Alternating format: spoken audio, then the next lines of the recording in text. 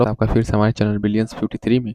तो हमने इसके प्रीवियस लेक्चर में देखिए यहाँ पे सर्वांग समता की जो अधीन शर्तें थी पढ़ा था, जिसमें हम लोग साइड साइड साइड, ठीक है, एंगल साइड एंगल, फिर साइड एंगल साइड, उसके बाद राइट एंगल साइड साइड, ये हमने 4 रूल पढ़ के क्या किया, 2 त्रिभुजों को सर्वांग सम दिखाया है।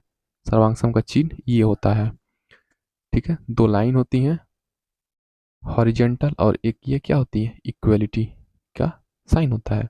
तो चलिए, जो भी सेकंड सेमेस्टर वाले हैं हमारे चैनल को क्या कर लीजिए, सब्सक्राइब कर लीजिए, वीडियो पसंद आए तो लाइक कर दीजिए, चैनल को सब्सक्राइब कर दीजिए। जो भी सेकंड सेमेस्टर और फर्स्ट सेमेस्टर प्रशिक्षु हैं उनके साथ व्हाट्सअप चैनल लिंक्स पे क्लिक करके आप लोग शेयर कर देंगे। चलिए शुरू करते हैं। देखिए प्रश्न नंबर 44, निम्नांकित के मान सर्वसमीका की सहायता से ज्ञात करें। तो सर्वसमीका क्या होता है, तो ए प्लस बी का होल स्क्वायर क्या है, सर्वसमीका है। ए माइनस बी का होल स्क्वायर क्या है, सर्वसमीका है। A square minus B square क्या है, ये सर्वसमीका है। तो जितने फार्मूले होते हैं इनको हम लोग क्या कहते हैं, सर्वसमीका कहते हैं।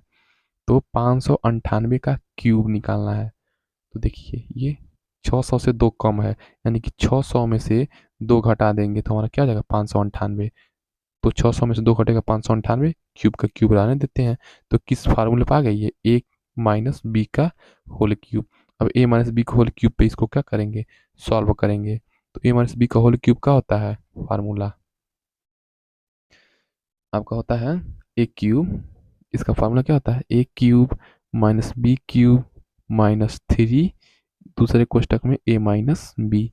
ये क्या होता है, फार्मूला होता है ए माइनस बी का होल क्यूब। तो देखिए ए क्यूब यानी कि 600 का क्यूब माइनस बी क्यूब यानी कि माइनस ए का क्यूब ये हो गया, बी का वैल्यू 2 हो गया, बी का वैल्यू 2 हो गया। तो ए का क्यूब यानी कि 600 का क्यूब माइनस बी क्यूब यानी कि 2 का क्यूब माइनस 3 इंटू ए इंटू 600 बी इंटू 2, और उसके बाद ए माइनस बी यानी कि 600 माइनस 2।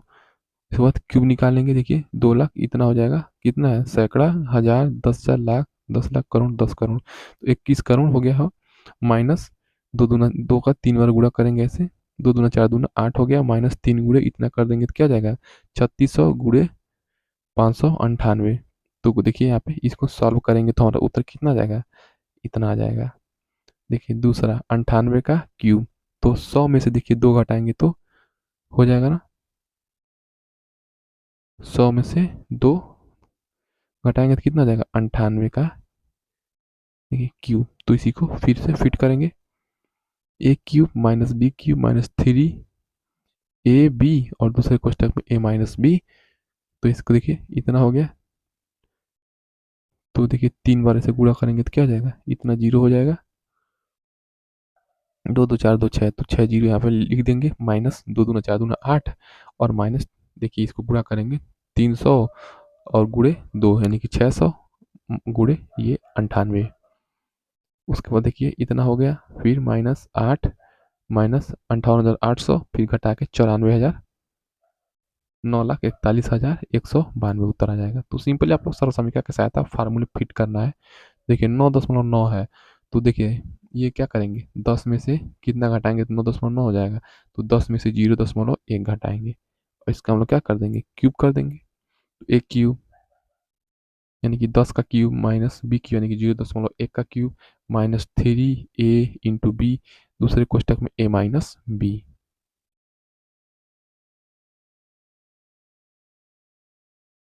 तो ए क्यूब माइनस, देखिए इसको हम लोग सॉल्व कर देंगे तो कितना जाएगा, 970.299। इसी प्रकार सॉल्व कर देंगे, कोई कठिन नहीं है। सिंपली सर्वसमीका पे फिट करके फार्मूला याद होना चाहिए। प्रश्न नंबर 45, 12 16 18 का मौसम भाग विधि से बताओ। तो सर्वप्रथम क्या करेंगे, 18 16 का मौसम निकालेंगे।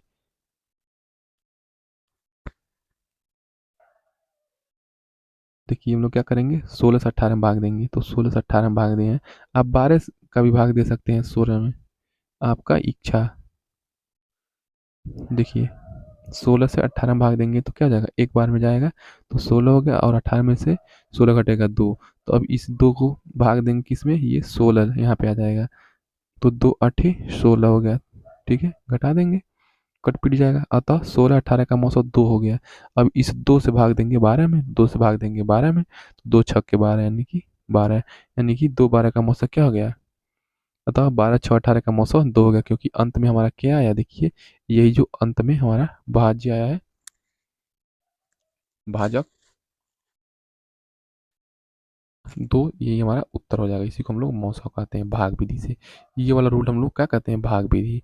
और ये वाला रूल हम लोग ऐसे ऐसे करते हैं, इसको हम लोग गुणनखंड विधि से निकालना कहते हैं। अब देखिए नेक्स्ट प्रश्न देखिए, प्रश्न 1/2 2/3 4/5 का मौसा बताओ। तो सर्वप्रथम अंश का मौसा देखिए, ये जब दिया रहता है मौसा निकालना, तो अंश का मौसा निकालते हैं और उसके बाद फिर हर का मौसा निकालते हैं। तो सर्वप्रथम अंश का मौसा 1 2 4, 1 2 4 का मौसा निकालेंगे, क्योंकि 1/2 दिया है, 2/3 दिया है, 4/5 दिया है। तो एक बार क्या करेंगे, अंश का मौसा यानी कि 1 का मौसा, 2 का मौसा और 4 का मौसा निकालेंगे। देखिए 1 लिखे 2 4, इसको हम लोग किस विधि से निकालना है? इसी को हम लोग कहते हैं गुणन खंड विधि से मौसा निकालना। ये हमारा क्या है? गुणन खंड विधि से मौसा निकालने की विधि है। तो 1 हो गया, फिर 1 गुणे 2, फिर 1 गुणे 2 गुणे 2, तीनों में कॉमन क्या है? 1 कॉमन है, अतः 1 हमारा क्या हो गया देखिए, मौसा हो गया। मौसा क्या है? वह बड़ी से बड़ी संख्या जो दी गई संख्या को विभाजित करे पूर्णतः। तो एक ही क्या है? तीनों में विभाजित करती है, कॉमन है। और हर का लौसा क्या हो जाएगा? हर क्या है आपका? 2 है, फिर 3 है, फिर 5 है। तो 2 3 5 का मौसा निकालेंगे। तो देखिए इसको गुणनखंड विधि से गुणनखंड करेंगे पहले। तो 1 गुणे 2, फिर 3 का गुणनखंड करेंगे, 1 गुणे 3, फिर 5 गुणनखंड करेंगे, 1 गुणे 5। अब देखिए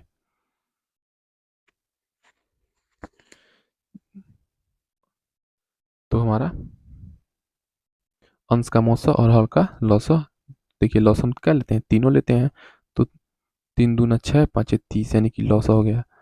तो जब इस तरह से आपको जब ये ए बाई बी के रूप में आपको मौसा निकालना हो तो क्या करेंगे? अंश का मौसा और हर का लौसा निकाल करके भाग दे देंगे। तो क्या हो जाएगा? अंश का मौसा 1 आया है, हर का लौसा 30 आया है, तो 1/30 हमारा क्या आ जाएगा? मौसा हो जाएगा उत्तर। ऐसे ही निकालेंगे। नेक्स्ट प्रश्न देखिए, प्रश्न नंबर 47। प्रश्न नंबर 47 है, वह बड़ी से बड़ी संख्या ज्ञात करो जो 41 49 तथा 15 35 को पूर्णतया विभाजित करे। तो प्रश्नानुसार उस संख्या अर्थात 21 49 15 35 का मौसा। तो देखिए मौसा निकालेंगे तो छोटी संख्या से बड़ी संख्या में भाग देंगे, तो 15 35 से भाग देंगे 31 49 में, एक बार में भाग जाएगा। 15 35 घटाएंगे 614 आएगा, फिर 614 को यहाँ पे ला के हम लोग भाग बनाएंगे, 1535 हो जाएगा। अब 614 से भाग देंगे, दो बार में जाएगा, 1228 में से घटाएंगे 307। अब 307 से भाग देंगे 614 में, तो 614 में भाग देंगे तो क्या हो जाएगा? दो बार में कट जाएगा, हमारा 0 हो जाएगा। तो हमारा मौसा क्या हो जाएगा? यही उत्तर हो जाएगा हमारा। क्या है? वह बड़ी से बड़ी संख्या, तो मौसा, वह बड़ी से बड़ी संख्या का मतलब क्या हो गया? मौसा। तो मौसा निकाल दिए, तो अर्थात वह संख्या 307 हो गई। नेक्स्ट प्रश्न देखिए, प्रश्न नंबर 48। किन्हीं दो संख्या का मौसा 18 तथा संख्याओं का गुणनफल 36 है, तो संख्याओं का लौसा बताओ। तो किन्हीं दो संख्याओं का मौसा क्या है? 18 है। तो एक फार्मूला पढ़े होंगे, मौसा गुणे मौसा गुणे लौसा। मौसा गुणे लौसा बराबर पहली संख्या गुणे दूसरी संख्या। देखिए दो संख्या, तो मान लीजिए दो संख्या कोई भी होगा, तो मान लीजिए दो संख्या ए है, दूसरी संख्या बी है। तो दो संख्याओं का मौसा 18 दिया है, और क्या पूछा है? लौसा पूछा, तो लौसा हमको निकालना है। और दिया है तथा संख्याओं का गुणनफल, यानी कि ये दो संख्याएं दी हैं, यानी कि ए गुणे बी का मान कितना दिया है? 36 दिया है। तो लौसा और क्या देगा? 36/18, यानी कि 18 दूना 36, यानी कि लौसा क्या हो जाएगा? 2 हो जाएगा। तो देखिए वही लौसा निकाला है 2। तो लौसा क्या हो जाएगा? 36/18, यानी कि 2 हो जाएगा। अतः उसका लौसा क्या है? 2 है। नेक्स्ट प्रश्न देखिए, प्रश्न नंबर 49। प्रश्न नंबर 49 क्या है? 1856 प्लस 3287 प्लस 8432 प्लस 9.999 प्लस 18.88 सरल करें। तो सिंपली हम लोग जोड़ लेंगे पहले दशमलव वाला। तो 1856 दशमलव जीरो जीरो 3 बार जीरो क्यों लिखे हो, क्योंकि देखिए यहाँ पे 9.999 है, तो इसको जोड़ने के लिए। उसके बाद 32 87.000 84 32.000, फिर 9 पॉइंट 999 लिखने का टेक्निक आप लोग जानेंगे दशमलव के बाद। दशमलव के बाद 3 है तो इसको बराबर होना चाहिए। उसके बाद जस्ट ये वाली संख्या 9, उसके बाद जस्ट 18 लिख लेंगे। उसके बाद जोड़ देंगे। यहाँ पे देखिए 8 8 16 1 17 को 7 हासिल 1, और फिर 10 8 18 को 8 हासिल 1 हो गया, और उसके बाद फिर 1 हो गया हासिल, उसके बाद 10 और 8 18, फिर एक कैरी बचा, तो फिर एक कैरी नेक्स्ट वाले में जोड़ देंगे। 7 हो जाएगा, 7 7 14, 2 16, 4 20, 5 25, 35, 3 33 को 3 फिर हासिल 3 हो जाएगा, फिर हम लोग जोड़ देंगे, कितना जाएगा आपका, आ जाएगा 13,603.887। तो सिंपली आप लोग जोड़ आप लोग कर लेंगे, दिखेंगे क्या, ये जो 3 है दशमलव के बाद इसको हम लोग बराबर करेंगे, तो क्या करेंगे यहाँ पे भी जीरो जीरो जीरो कर देंगे, दशमलव जीरो जीरो जीरो कर देंगे, यहाँ पे दशमलव जीरो जीरो जीरो कर देंगे। नेक्स्ट प्रश्न देखिए, प्रश्न नंबर 50। प्रश्न नंबर 50 क्या है, परिमेय संख्या किसे कहते हैं। तो परिमेय संख्या वे संख्या होती है जिसे p बाई क्यू के रूप में लिखा जा सके, लेकिन q is not equal to zero, यानी कि q का मान शून्य न हो, परिमेय संख्या कहलाती है। यानी कि परिमेय संख्या क्या होती है, जिनको p बाई क्यू के रूप में व्यक्त कर सकते हैं, और q जीरो नहीं होना चाहिए। अगर q जीरो हो जाएगा तो ये हमारा क्या हो जाएगा, अनंत के बराबर आ जाएगा, इसीलिए q जीरो नहीं होना चाहिए। नेक्स्ट प्रश्न देखिए, प्रश्न नंबर 51। किन्हीं दो संख्याओं का योगफल 90 है।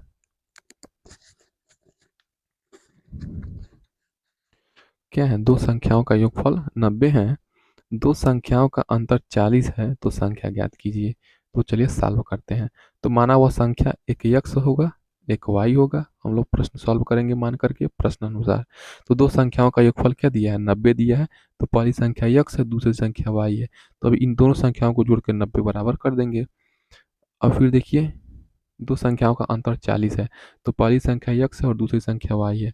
अब x में से y घटा करके 40 के बराबर कर देंगे, तो क्या आ जाएगा, आप देखिए वाई वाई कट जाएगा, बचेगा एक्स प्लस एक्स क्या हो जाएगा, 2x हो जाएगा, और 90 प्लस 40 जोड़ करके 130, तो x बराबर क्या आ जाएगा, 65। तो y बराबर क्या हो जाएगा, x की वैल्यू रख देंगे किसी समीकरण में, तो यही x की वैल्यू 65 जब रखेंगे, या तो इस समीकरण में रखिए या तो इस समीकरण में, दूसरे समीकरण में। तो पहले समीकरण में मान लीजिए 65 रखते हैं, तो हम लोग 65 प्लस वाई बराबर 90, तो क्या हो जाएगा, y बराबर क्या हो जाएगा, 90 माइनस 65, 570 और 20 90 यानी कि 25, यानी कि y बराबर क्या आ जाएगा, 25 आ जाएगा। नेक्स्ट प्रश्न देखिए, प्रश्न नंबर 52। प्रश्न नंबर 52 क्या है, x square minus 9/x³ minus 27 को सरल करो।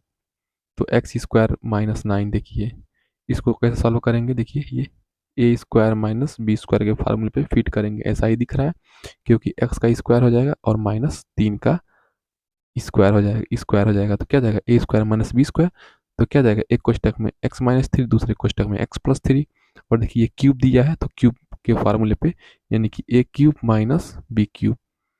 तो 27 का कैसे बनाएंगे, बी क्यूब के रूप में, 3 3 9 3 27, 3 3 9 3 27, यानी कि 3 पे 3 पावर।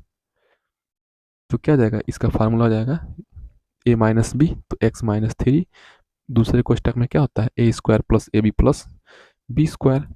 तो देखिए, तो एक्स क्यूब माइनस थ्री का क्यूब, तो क्या जाएगा, X square plus A B, यानी कि 3x प्लस बी स्क्वायर मतलब 9।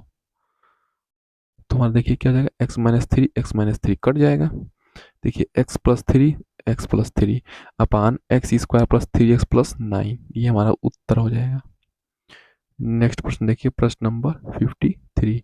53 क्या है, दिए गए चित्र में ए बी सी डी एक वर्ग है, ए बी सी डी ये सब क्या है, ये वर्ग है, क्योंकि चारों भुजाएं बराबर हैं। वर्ग की एक भुजा 7 सेंटीमीटर है, तो मान लीजिए ये भुजा 7 सेंटीमीटर है। वर्ग के अंतर्गत खींचे गए वृत्त की परिधि की गणना कीजिए। तो वर्ग के अंतर्गत जो वृत्त दिया है उसका परिधि निकालना है। तो देखिए वृत्त की त्रिज्या, देखिए ये हमारा ये पूरा 7 सेंटीमीटर है, बीच में कहीं इसकी केंद्र होगी। त्रिज्या हमको यही इतना निकालना है, यानी कि इसका आधा, 7 का आधा कर देंगे तो हमारे क्या निकल जाएगी, ये आर निकल जाएगी वृत्त की त्रिज्या। क्योंकि ये क्या है, ये पूरा 7 सेंटीमीटर है, यानी कि पूरा व्यास 7 सेंटीमीटर है। डी की वैल्यू कितनी दी हुई है, 7 दी हुई है। तो आर बराबर क्या हो जाएगा, 7/2, व्यास का आधा त्रिज्या। तो वृत्त की परिधि निकालना है, तो परिधि होता है 2 पाई आर। तो 2 × पाई की वैल्यू 22/7, आर हमारा 7/2 निकल चुका है। क्योंकि वृत्त का एक भुजा 7 सेंटीमीटर दिया, वर्ग का भुजा 7 सेंटीमीटर। तो क्या हो जाएगा, 2 से 2 11 बार में कट जाएगा, 7 से 7 कट जाएगा, तो 11×2 = 22 सेंटीमीटर क्या जाएगा, वृत्त की परिधि हो जाएगी। नेक्स्ट प्रश्न देखिए, प्रश्न नंबर 54। प्रश्न नंबर 54 क्या है, दिए गए चित्र में ए बी सी एक त्रिभुज है। दिए गए चित्र में क्या है, ए बी सी क्या है, एक त्रिभुज है।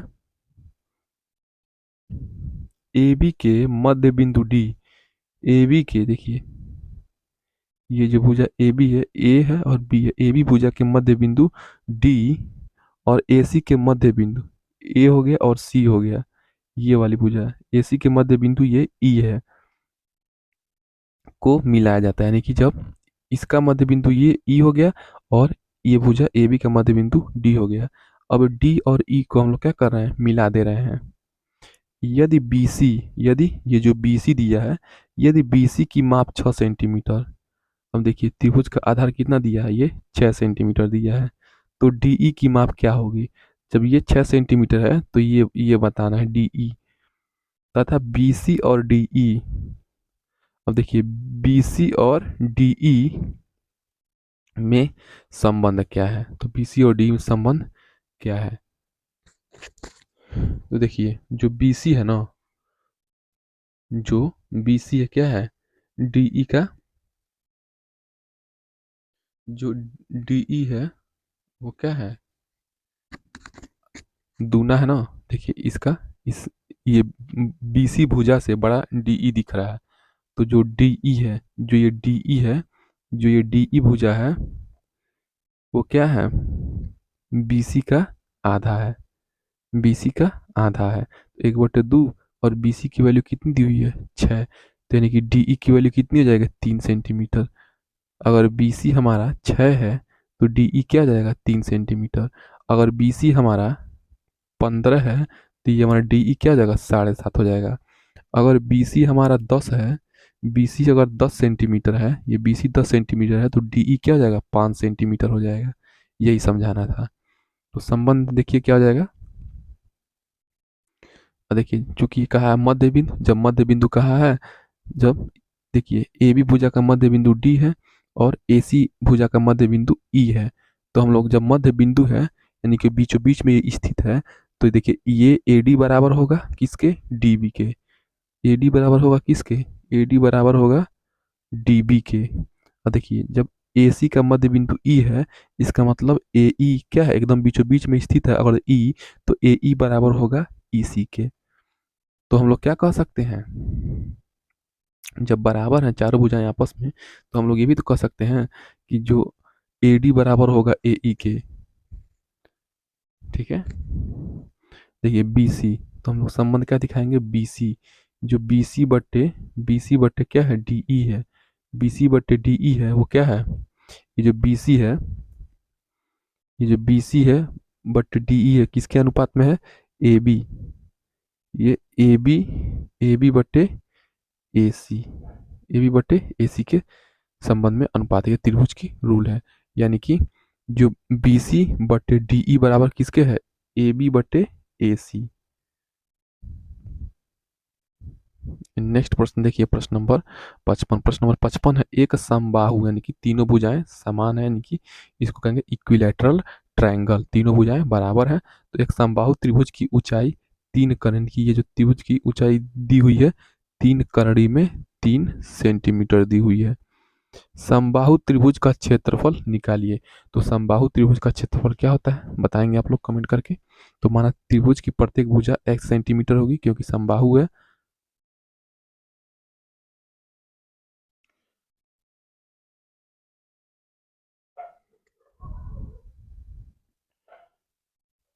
तो त्रिभुज की प्रत्येक भुजा क्या हो जाएगी,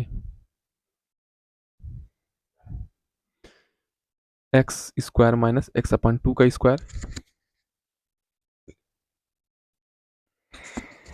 3 करड़ी में 3 स्क्वायर, समबाहु त्रिभुज यानी कि भुजा स्क्वायर। देखिए x square minus x square बटे 4, 3 करड़ी में 3 इंटू 3 करड़ी में 3, तो जब गुणा करेंगे तो क्या जाएगा, देखिए 3 इंटू 3, और ये करड़ी में 3 और करड़ी में 3 का गुणा हम लोग करेंगे तो क्या करेंगे, करड़ी हट जाएगा, तो 3 गुणे 3 की 27। तो 4x square minus x square बटे 4 बराबर 27, 3x स्क्वायर बराबर 27 गुणे 4, या एक्स स्क्वायर बराबर 9 गुणे 4 यानी कि x बराबर 3 गुणे 2 बराबर 6 सेंटीमीटर। तो त्रिभुज की भुजा क्या हो जाएगी, 6 सेंटीमीटर। बस हमको त्रिभुज की ऊंचाई दी हुई है, ठीक है। तो ऊंचाई का फार्मूला हम लोग लगा दिए हैं, एक्स स्क्वायर माइनस एक्स बटे 2 का होल स्क्वायर, ये हमारा क्या है, फार्मूला है। और हमारा ऊंचाई का फार्मूला ये है, और ऊंचाई हमारा दिया हुआ है 3 कड़ी में 3 का स्क्वायर। तो हम लोग क्या करेंगे, त्रिभुज की प्रत्येक भुजा एक्स निकालने के लिए हम लोग ये ऊंचाई का फार्मूला लगा करके एक्स की वैल्यू 6 सेंटीमीटर निकाल लिए। और जब 6 सेंटीमीटर निकाल लिए तो क्षेत्रफल निकालने में क्या दिक्कत है, तो क्षेत्रफल कड़ी में 3/4 भुजा स्क्वायर होता है। समबाहु त्रिभुज का क्षेत्रफल क्या होता है, करड़ी में 3/4 गुणे भुजा स्क्वायर। तो कड़ी में 3/4 गुणे भुजा क्या हो जाएगा, 6 सेंटीमीटर, तो 6 गुणे 6, तो कड़ी में 3/4 गुणे 6 6 को 36, यानी कि 9 कड़ी में 3 सेंटीमीटर स्क्वायर हो जाएगा।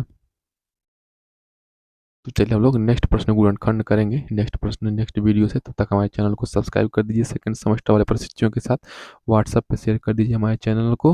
और वीडियो पसंद आए तो जुड़ जाइए टेलीग्राम से, वहाँ से आप लोग पीडीएफ डाउनलोड कर सकते हैं हर एक क्लास का। और फर्स्ट सेमेस्टर और सेकंड सेमेस्टर प्रशिक्षु जो भी डीलेट करते हैं उन्हें हमारे क्लास को चैनल को शेयर करना ना भूलिएगा। मिलते हैं नेक्स्ट वीडियो में, जय हिंद।